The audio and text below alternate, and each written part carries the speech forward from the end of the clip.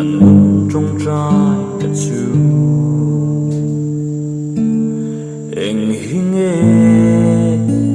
rừng chia theo đất chú Maria itu ang ni zero se dihi amen